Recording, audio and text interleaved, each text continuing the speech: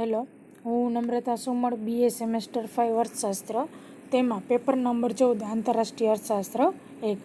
આના પહેલાંના વિડીયોમાં આપણે બધા યુનિટનો સિલેબસ જોયેલો હતો. અત્યારે આપણે યુનિટ 1 આંતરરાષ્ટ્રીય વ્યાપારનો અર્થ અને તેનું મહત્ત્વ વિશેની ચર્ચા કરવાની છે. તો તેમાં પહેલાં આવશે પ્રસ્તાવના, કે માનવ તેના જીવનના વિકાસની પ્રાથમિક અવસ્થાથી સ્વાવલંબી હતો. તેથી તેના માટે જીવન જરૂરી મર્યાદિત સ્વયંભૂ વસ્તુ છે પોતે મેળવી શકતો હતો. પરંતુ ત્યારબાદ માનવ જીવનના વિકાસ સાથે ક્રમશઃ માનવીની જરૂરિયાત સતત વધવા લાગી. તેના કારણે આપણે આંતરરાષ્ટ્રીય વ્યાપાર કરવાની જરૂર પડેલી છે. હવે આપણે જોઈએ તો આંતરરાષ્ટ્રીય વ્યાપારનો અર્થ. પહેલાં તો આપણે એ જાણવું પડે કે વ્યાપાર એટલે શું. તો વ્યાપારની વ્યાખ્યા જોઈએ તો બંને પક્ષો વચ્ચે વસ્તુ કે સેવાઓનો વિનિમય એટલે વ્યાપાર તરીકે ઓળખાય છે. આ વ્યાખ્યા છે એ વ્યાપારની થઈ. હવે તેની અંદર બે બાબત છે, એક આંતરિક વ્યાપાર અને એક આંતરરાષ્ટ્રીય વ્યાપાર.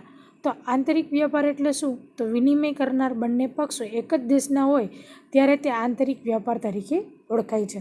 દાખલા તરીકે ગુજરાત અને મહારાષ્ટ્ર વચ્ચે જે વ્યાપાર કરવામાં આવે તો તેને આંતરિક વ્યાપાર તરીકે ઓળખાય છે. વિનિમય કરનાર બંને પક્ષો જો જુદા જુદા દેશો કે રાષ્ટ્રના હોય ત્યારે તેમની વચ્ચે જો વ્યાપાર કરવામાં આવે તો તેને આંતરરાષ્ટ્રીય વ્યાપાર તરીકે ઓળખાય છે. દાખલા તરીકે ભારત અને જાપાન, ભારત અને બ્રાઝિલ, ભારત અને અમેરિકા, ભારત અને ઇંગ્લેન્ડ, એ બધે વચ્ચે જો વ્યાપાર કરવામાં આવે તો તેને આંતરરાષ્ટ્રીય વ્યાપાર તરીકે ઓળખાય છે. આ બાબત હતી તેના આંતરરાષ્ટ્રીય વ્યાપારના અર્થની. હવે આપણે જોઈએ તો આંતરરાષ્ટ્રીય વ્યાપારનું મહત્ત્વ. આંતરરાષ્ટ્રીય વ્યાપારનું મહત્ત્વ છે એ મહત્ત્વનો આર્થિક વિકાસ માટે મહત્ત્વનો ભાગ ભજવે છે. કારણ કે તેની અંદર તેનું કદ બદલાય, તેની બંધારણ બદલાય છે અને તેના દ્વારા આર્થિક વિકાસનું સ્વરૂપ છે એ મોટું જોવા મળે છે.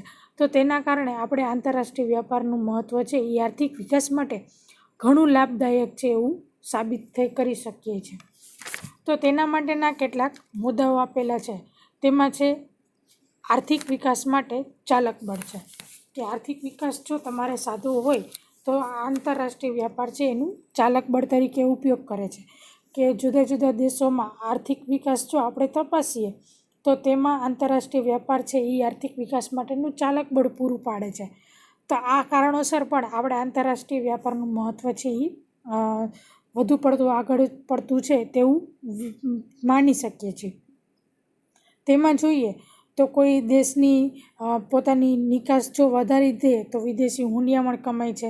તો તેના કારણે યંત્ર સામગ્રી છે, અદ્યતન ટેકનોલોજીને આયાત કરીને પણ નવા કારખાના, ધંધા, ઉદ્યોગોનો પણ વિકાસ છે એ સારી રીતે કરી શકતો હોય છે. તો આ કારણોસર પણ આંતરરાષ્ટ્રીય વ્યાપારમાં આર્થિક વિકાસ માટેનું ચાલક બળ છે એ સાબિત થાય છે. બીજો મુદ્દો આવે છે રોજગારીમાં વધારો, કે આંતરરાષ્ટ્રીય વ્યાપારને કારણે દેશમાં ખેતી, ઉદ્યોગ, વ્યાપાર ક્ષેત્રમાં પણ ઉત્પાદનમાં વધારો જો કરવામાં આવે તો સાથે સાથે રોજગારીની તકોમાં પણ વધારો થયેલો જોવા મળે છે. તો આના કારણે ગરીબીની સમસ્યા દૂર થશે, બેરોજગારીની સમસ્યા દૂર થશે અને જુદા જુદા દેશમાં ધંધા ઉદ્યોગોને પણ શરૂ કરવા માટેનું મદદરૂપ થશે જો રોજગારીમાં વધારો કરવામાં આવે તો. રોજગારીમાં વધારો ક્યારે થશે? જ્યારે આપણે આંતરરાષ્ટ્રીય વ્યાપાર કરશું ત્યારે. એટલે આ કારણોસર પણ રોજગારીમાં વધારો થવાને કારણે પણ આપણે આંતરરાષ્ટ્રીય વ્યાપારનું મહત્ત્વ છે તેની સાથે રહેલું છે. પછી દેશમાં નવી વસ્તુઓ મળી શકે છે. આંતરરાષ્ટ્રીય વ્યાપારને લીધે દેશમાં નવી નવી વસ્તુઓ મળી શકે અને તેના લીધે દેશમાં જે વસ્તુ અપ્રાપ્ય છે તે વસ્તુ આપણે આંતરરાષ્ટ્રીય વ્યાપારને કારણે મેળવી શકીએ છીએ. તેથી લોકોના જીવનમાં, વપરાશમાં વિવિધતા જોવા મળે, લોકોના જીવન ધોરણમાં સુધારો આવે છે અને ભારતમાં છેલ્લા કેટલાક વર્ષોથી વપરાશી અને ટકાઉ એવી વસ્તુ છે કે તેના દ્વારા આપણે સારો એવો સુધારો છે એ કરી શક્યા છે. એ પણ એક મહત્ત્વનું બાબત છે આર્થિક વિકાસ માટે. પછી આવે છે હરીફાઈને પ્રોત્સાહન. તો આંતરરાષ્ટ્રીય વ્યાપારને લીધે ધંધા ઉદ્યોગ ક્ષેત્રે હરીફાઈને પ્રોત્સાહન મળ્યું છે. ભારતમાં 1991ની નવી આર્થિક નીતિના અમલ પછી અર્થતંત્રને દરેક ક્ષેત્રે હરીફાઈનું ઉત્તેજન મળ્યું છે. પરિણામે લોકોને હવે સારી એવી ગુણવત્તા અને વસ્તુ છે સસ્તા ભાવે મળી રહે તે માટે scooter, motorcar, TV set, fridge, telephone સેવા વગેરેનું પરિણામ છે એની સાથે હરીફાઈ સાથે જોડાયેલું છે. તેમાં લોકોની વસ્તુની ગુણવત્તા સુધરે છે, ગ્રાહકોને જે ઊંચા ભાવો લેવામાં આવતા હતા તેનું શોષણ પણ અટકે છે, વ્યાપારની જે પ્રક્રિયા છે તેમાં ફેરફાર આવે છે. જેમ કે તેમાં જોઈએ તો હપ્તાથી આપણે વસ્તુ મેળવી શકીએ છીએ. કોઈ સેવા મેળવો છો તો એ વિના મૂલ્યે તમને આપવામાં આવે છે. કંઈ પણ માલ સામાન લઈ આવો છો તો તમને હોમ ડિલિવરી ફ્રી આપવામાં આવે છે. તો આ બધા કારણોસર હરીફાઈને પ્રોત્સાહન મળ્યું છે.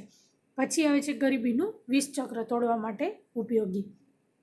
દેશમાં ગરીબીનું વિષચક્ર જો તોડવું હોય તો આર્થિક વિકાસ છે એ સૌથી પહેલાં જરૂરી બાબત છે. જો આર્થિક વિકાસ હશે તો તમે જરૂરી વસ્તુઓ છે આયાત કરી શકો છો, અને આયાતોની ચૂકવણી માટે વિદેશી હુંડિયામણ કમાવવું જરૂરી બનતું હોય તો તેના કારણે પણ આપણે ગરીબીનું વિષચક્ર છે એ તોડી શકતા હોય છે. બીજી બાબત એ છે કે નિકાસો દ્વારા વિદેશી હુંડિયામણ જે કમાણી થાય છે તેના દ્વારા આપણે યંત્ર સામગ્રી લઈ શકીએ છીએ, કાચો માલ છે, ટેકનોલોજીકલ પરિવર્તનો છે અને અન્ય બીજી કંઈ પણ આવશ્યક ચીજ વસ્તુઓ છે તેને આપણે લઈ શકતા હોય છે. અને તેના કારણે ઔદ્યોગિક વિકાસને વધુ પડતું ઉત્તેજન મળે અને ગરીબીનું વિષચક્ર છે ઓટોમેટિક તોડવામાં ઉપયોગી બનતું હોય છે.